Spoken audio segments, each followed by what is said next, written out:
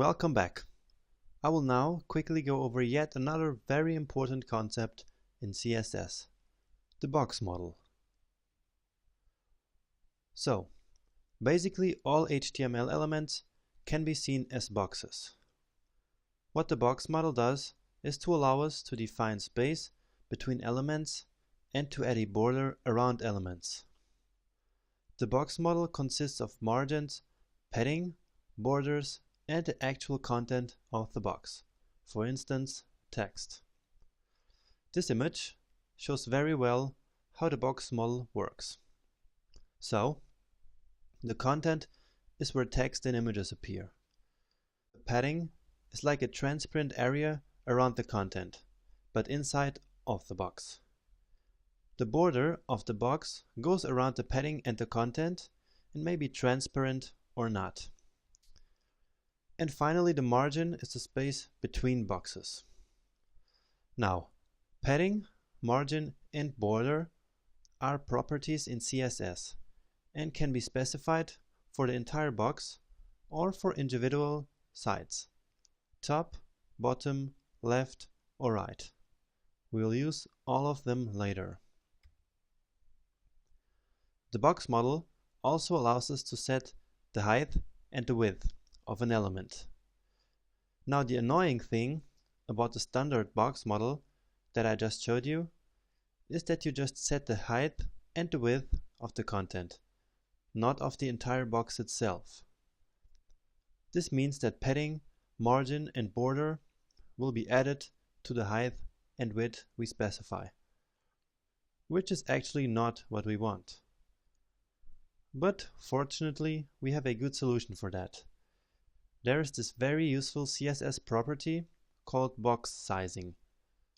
If we set box sizing to border box, the height and the width will be defined for the entire box.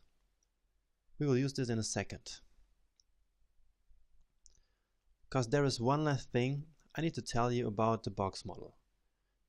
In HTML, there are block elements and inline elements. Block elements use the full width of the browser and force line breaks. Headings and paragraphs are examples of block elements. And inline elements don't do any of that. For instance, images, links, strong and EM elements are all inline elements. What's important about them is that you can neither set their height or their width. But enough with theory lectures. Let's get our hands dirty with what we just learned and get back to brackets. As you can see on our web page, here in Google Chrome, there are already some margins between elements. For example, this one here and this one, it's all full of margins already. And that's because all browsers add some default margins if we don't specify any. So let's start by remove the default values. And to do that, we create some rules that will affect all elements on our web page using the asterisk selector, which goes like this. So we just type this. Now all elements are affected. That's why you have these blue boxes here around all the elements. This is a way of brackets showing us that all these elements are affected by this selector. Now here we set all margins and paddings to 0, and that's how it works. Just write margin 0 and also padding 0. So you see all the margins completely disappeared. Now, do you remember the box sizing property? We want to set it to border box for all elements, and this is the right place to do exactly that. So, just write box sizing and then choose border box. Save it, and alright. So no margins and no paddings anymore. Now, I think we should add some margins to some of the elements. First, I would say that the main heading needs some margin, right? This main heading right here. So remember, margin is the white space between boxes. We want some margin between these two headings, the H1 and the H2 heading. So we add a margin bottom to the H1 element. So remember, I said we could specify the margins to all the sides of an element. And so now I will specify the margin at the bottom.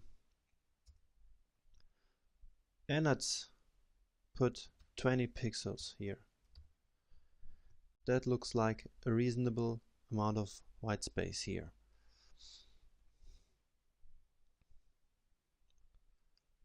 And now the same thing for the secondary headings, because I also don't like that there's no space between the H2 element and the paragraphs.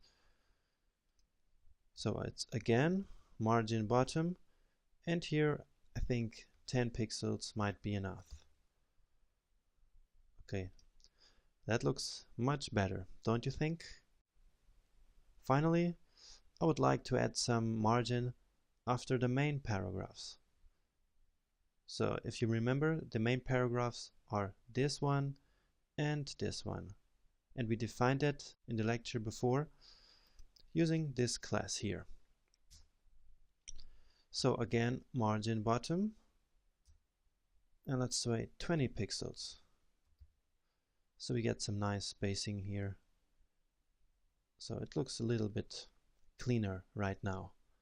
And that's it for this lecture. I hope you learned a lot about the box model, which is really important. So if you didn't, just go back and look at it again, because in the next lecture we will really need it, because we will start to build a simple layout where we will use the concept that I showed you in this lecture. So, see you there.